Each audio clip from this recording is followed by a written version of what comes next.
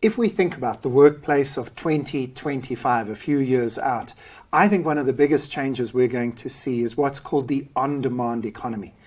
People who are not working full-time anymore for companies, but maybe are spending some hours or a few days of their month doing work for other people. I mean, how do you see the world of work changing in the next 10 years? Yeah, absolutely, Graeme. I agree with you, and it's part of that extension of the work-life balance. So it's people not just fitting into 100%, but a term that you've used is integrating, that work is part of your life. If I want to work in the evening, for example, and my employer doesn't need me, then why shouldn't I be able to sort of get a little bit of extra income for some of the skills?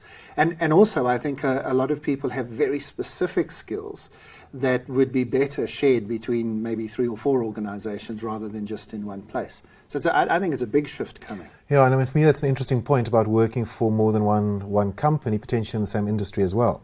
Because old school thinking would see that as being, impossible. You can't do that. Whereas I think it's absolutely possible. If you've got a skill, you can nuance it, flex it, and use it in the same industry in a different company. And there's a change in mindset, isn't there, that the company doesn't own me. Which maybe brings us to a point that I know you're interested in, which is a change in leadership style. We don't own our employees. We don't, this sort of old autocratic management style, I think, has to change a lot, doesn't it? Absolutely. And for me, it is a term that I like. It's hold on lightly, not tightly. So you can get far more and benefit far more by controlling less, influencing more, supporting more, challenging more.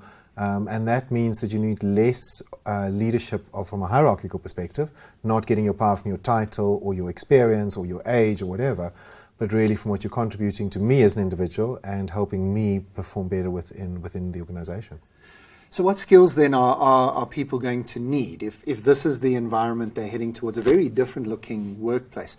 It strikes me that maybe your own brand is something we need to develop. I mean, I know you've done that in the last little while. Yeah, I've done that because I've had some great mentors like Graeme and other people. So, absolutely, I would strongly encourage people to do that. So own social media, Twitter, website.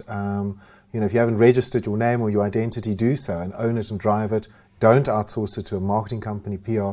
Go with your gut and do it yourself because it's you. It has to be sort of who you are. And then what you're doing, you're putting out your expertise, you're saying to people, this is who I am. And we're saying not just doing it as consultants, but actually this is doing it as an employee. Everybody. Because 10 years from now, you want your boss to be looking around the team and saying, hey, I think you're the person for this next job. Absolutely. And so, I find it amusing that people still ask for CVs or hand out business cards.